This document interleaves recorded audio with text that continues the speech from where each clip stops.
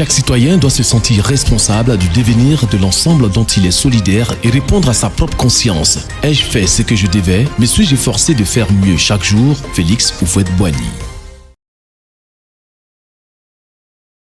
Dans la suite des 4 vidéos consacrées à cette belle vertu de l'humilité, nous parlerons dans cette avant-dernière vidéo de ce mois de juin de l'estime de soi, qui sans être une vertu en tant que telle, est importante pour le développement équilibré de la personnalité et pour la maturité du citoyen.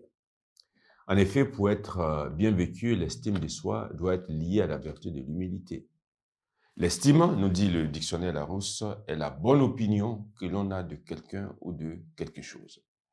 Ce mot a comme synonyme considération, respect, déférence, égard, vénération, hommage, et pour contraire, mépris, mésestime.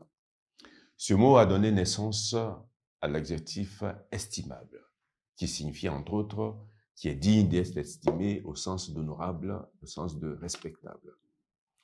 L'estime de soi commence par quoi? L'estime de soi commence par une prise de conscience qui est celle-ci, un peu comme pour l'humilité, la grandeur de notre condition d'être humain.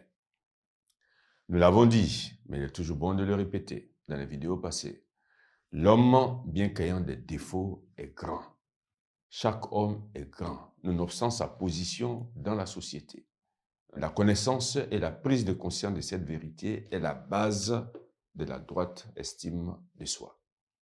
L'acceptation sereine de cela, de cette identité, conditionne notre forme d'être et d'agir, ainsi que les relations que nous avons les uns avec les autres dans la cité. L'estime de soi contribue à créer en soi une confiance personnelle qui aide à diminuer les peurs, les précipitations et les inhibitions, en plus de favoriser l'ouverture aux autres, aux nouvelles situations qui se présentent et de susciter la joie et l'optimisme. L'estime de soi ne s'appuie pas sur le fait de se croire ou de se savoir parfait, à force de tout réussir, à force d'efforts louables, voire même héroïques. L'estime de soi ne s'appuie pas sur cela. D'ailleurs, il est pas sage de se surestimer parce qu'on a obtenu quelques succès, ni au contraire de se sous-estimer parce qu'on n'a pas atteint les objectifs que l'on s'est fixés. Toutes ces appréciations sont erronées et peuvent conduire à une déformation de la personnalité. À cet égard, il importe de stigmatiser le mensonge sur soi, car celui qui prend l'habitude de se mentir à lui-même finira par croire à ses propres mensonges et court quel risque? Le risque de voir sa vie tourner à la fable. L'écrivain russe Fyodor Dostoïevski, dans son roman Les frères Karamazov, écrivait ceci.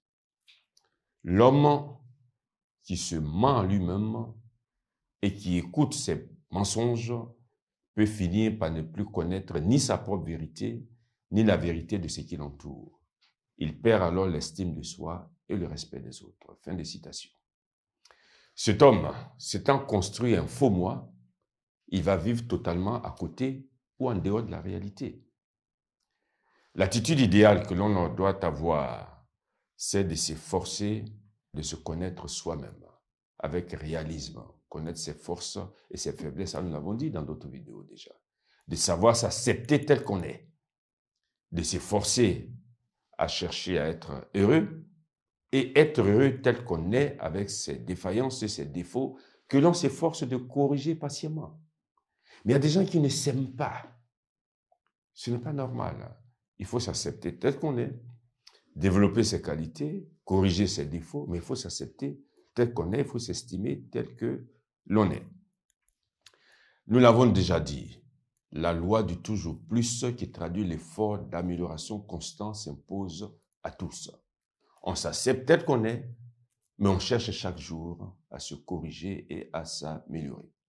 Il est bon aussi de préciser que l'estime de soi n'a rien à voir avec le narcissisme, cette admiration de soi qui est une déviation de l'estime de soi. La mythologie grecque nous révèle que Narcisse, fils de la nymphe Lyriope et de ses fils, fleuve de Phocide, ayant méprisé la nymphe Écho, fut puni par la déesse Némésis. Le dévin Tiresias avait prédit à ses parents qu'il vivrait tant qu'il ne se verrait pas, parlant de Narcisse bien sûr. Un jour qu'il se promenait dans les bois, Narcisse s'arrêta au bord d'une fontaine et il aperçut son image.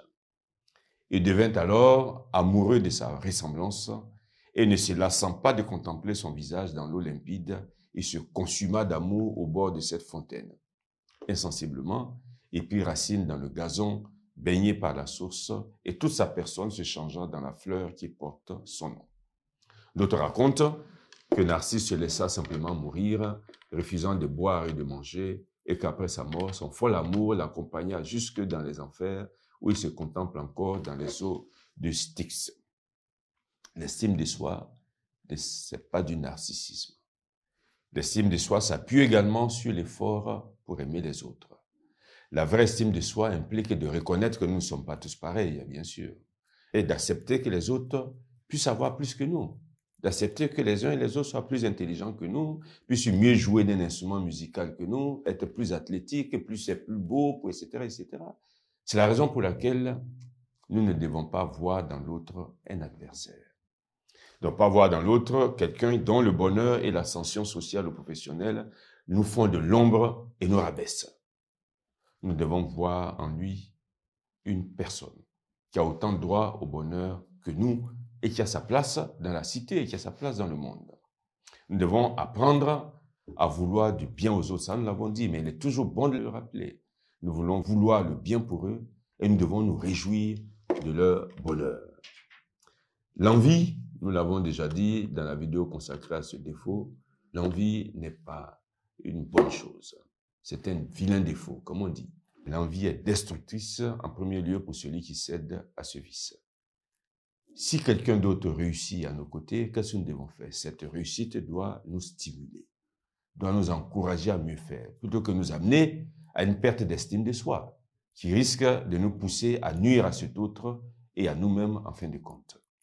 Finalement, on peut dire, en considérant tout ce qui vient d'être dit, que si, et nous l'avons dit au début de la vidéo, que si la prise de conscience de notre grandeur est la base de notre droite estime de soi, celle-ci, cette estime de soi, pour grandir, a besoin de deux ailes.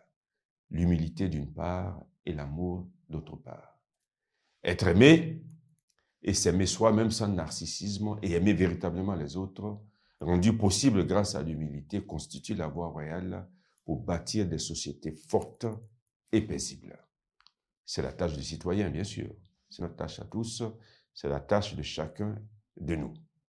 C'est pour ça que nous appelons tous à relever aussi ce défi avec honneur et courage, en ne laissant pas l'orgueil et l'égoïsme, avec leur cortège funeste de mots divers, détruire notre vie personnelle et la vie de la cité et la vie dans la cité.